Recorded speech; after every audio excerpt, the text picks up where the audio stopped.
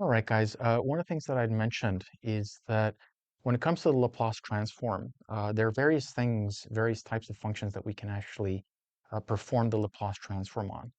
And it's not just limited to just functions themselves.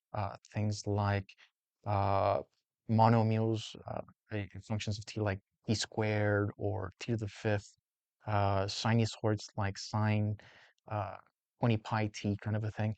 One of the powers of the Laplace transform is the fact that it also has the ability to transform operations, things like first derivatives, second derivatives, and even integrals and whatnot. So one of the things that I want to do, just so you can get a handle on the definition of the Laplace transform and how it's actually used in order to turn various functions into the Laplace domain, is I want to go through various examples.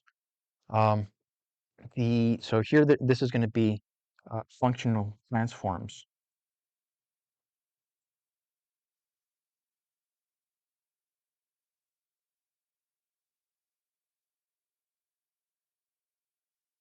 Some examples.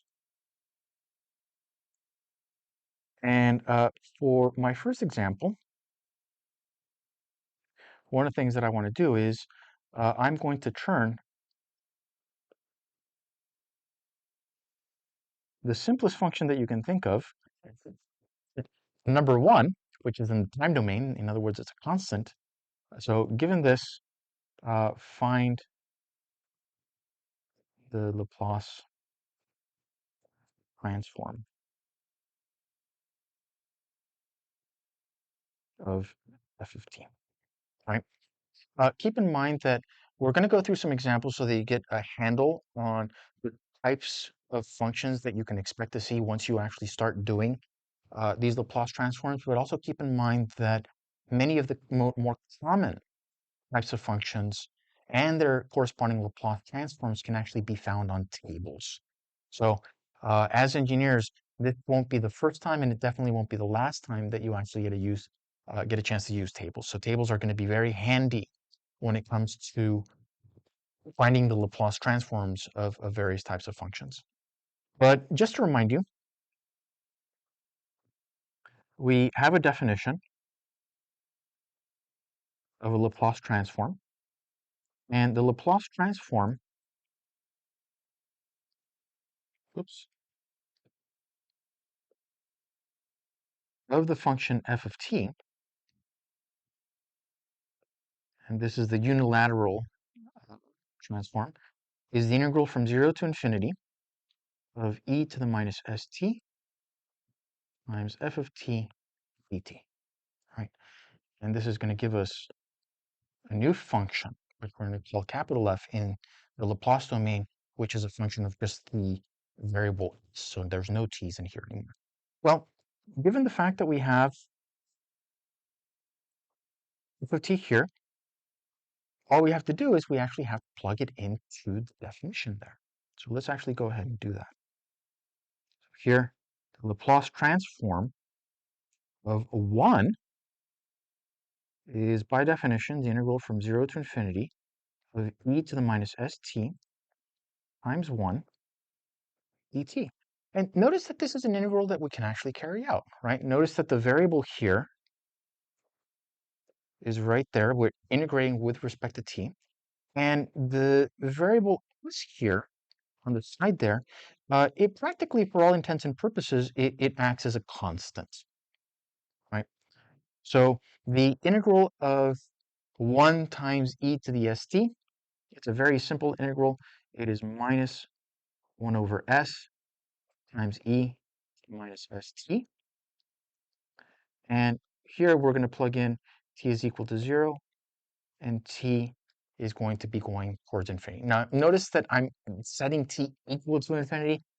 Mathematically, that's actually not correct. This is what they call an improper integral. In essence, when we evaluate the top bound, what we're going to be doing is we're actually going to take the limit as t starts approaching infinity, right?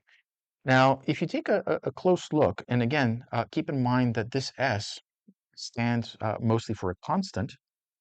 In essence, what we're doing is we have minus 1 over s, which is a constant, and we're going to evaluate e to the st right here, the top bound, right, treating s as a constant. So here, uh, if s happens to be a positive value, so it might stand for 1 or 2 or 10 or whatnot, as t approaches infinity, e to the positive value times t as t approaches infinity, well, that starts getting smaller and smaller and smaller and smaller, and it tends to approach to 0.